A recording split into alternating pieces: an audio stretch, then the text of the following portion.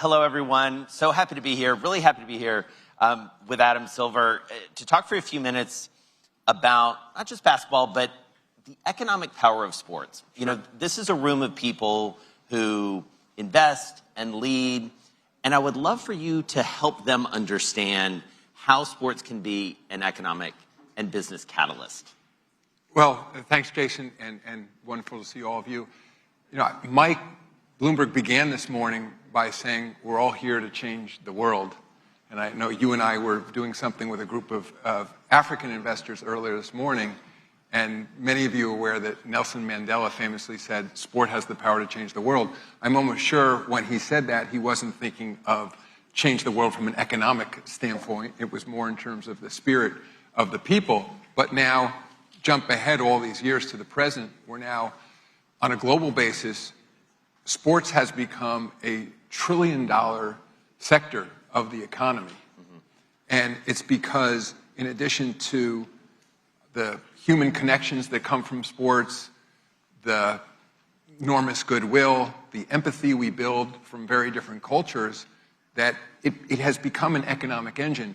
And not just the teams themselves, but for our sport, the arena development. Right. And many of you are familiar with it in the United States, where, think of that LA Live, it's really where it began, where it's not just the arena, but it's commercial development, residential, retail, et cetera, and increasingly going into areas of cities that are in badly need of investment. And then these teams become anchor tenants, and then often these arenas will have 250 separate events or so. So standalone great businesses.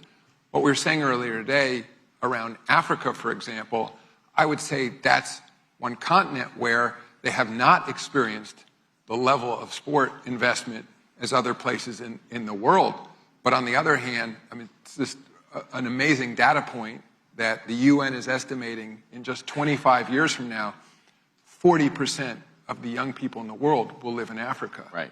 And so we see as the NBA an amazing opportunity to build the sport there, to build an arena infrastructure, and we've, with credit to David Stern, my predecessor, who back in 2001 said we need to plant a flag in Africa. We opened an office in South Africa. We now have 5 offices in Africa, and roughly 6 years ago, we created a league in Africa called Basketball Africa League because we saw that opportunity to build the sport and build economic development as well. And so how does that work from this? I'm fascinated by this nexus of sort of investment and sport and where the investment opportunities are. You're going to sell franchises in Africa, I believe. We've seen that be a very successful business here in the United States. Clara Wusai was with us. Right. What she and Joe have done, with the Nets and the Liberty, these are multi-billion-dollar businesses. Do you see the potential for multi-billion-dollar franchises eventually at other places around the world? I do. I mean, I'll come to, clearly in Europe, for example, yes, there are multi-billion-dollar franchises. Just return to Africa for a second. I think over time, absolutely, there's no reason that those franchises shouldn't have the same global values you see franchise in the United States and you do in Europe. I would say in the shorter term, millions of dollars of value, sure, no question, behind these teams. But a growth investment, really. But a growth investment. So we have a partnership. Our federation is FIBA, and so they are our partners in Africa. And what we did in terms of this initial launch of the league, we took existing clubs, and those clubs are playing as part of this Basketball Africa League. So our plan has always been, once we established that arena construction has began in Rwanda, President Kagame in Kigali, we have a state-of-the-art arena there. Senegal, Johannesburg, we see enormous opportunity to build additional arenas.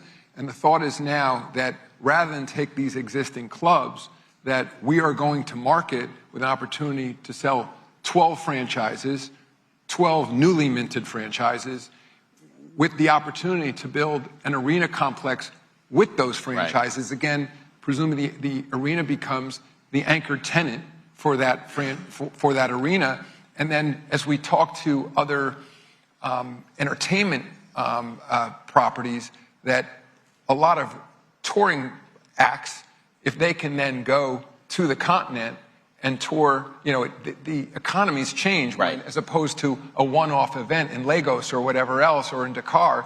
If you can then come and you can tour through several cities in 18,000 person arenas, that changes the economics for them as well. And as you say, these sort of ecosystems that grow up around the arenas themselves, you think about LA Live, you think about what, we were with Grant Hill earlier today, the investment that he's doing with Tony Ressler and Richard Ressler down in Atlanta around Centennial Yards. We've seen it in Milwaukee is a great example as well.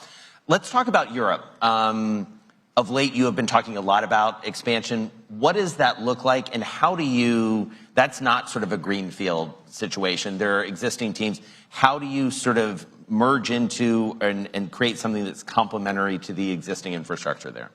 Right. So what we're looking at in Europe, again, completely independent from Africa, is that there's a very strong sport infrastructure there, largely built around soccer. It's football, obviously, they're called soccer to make it easier, and rugby and other sports. But basketball is the second most played sport in the world after soccer, and is highly developed in Europe. I mean, several of our most recent MVPs are European.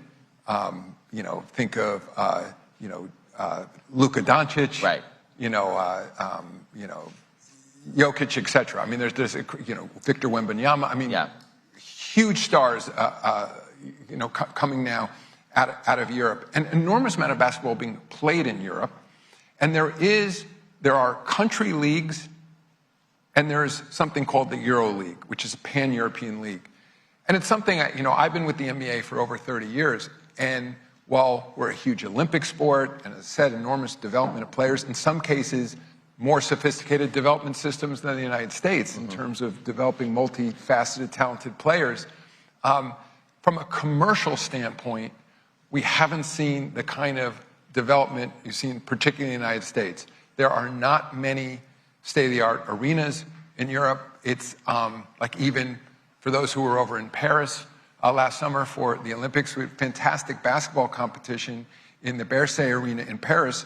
It was they revitalized it to a certain extent for the Olympics, but if you're in the industry, everything seems fine if you're in the seats and watching the competition on the floor, but it doesn't have the suites, the restaurants, the back-of-house room to do larger events.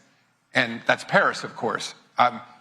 London has the O2, which has been a great advancement in Europe, but that arena is now already old, and they're looking at a new development. So we think there's the opportunity to go in the major European capitals, again, with a joint proposition, both arena development, a multi-use facility, and all the opportunities around it, but then a little different than Africa, we think there's opportunity both to create new teams and in some cases take existing franchises. Often in Europe, think of it like college sports in the United States. You have soccer paired with other sports, all under the same brand. Right.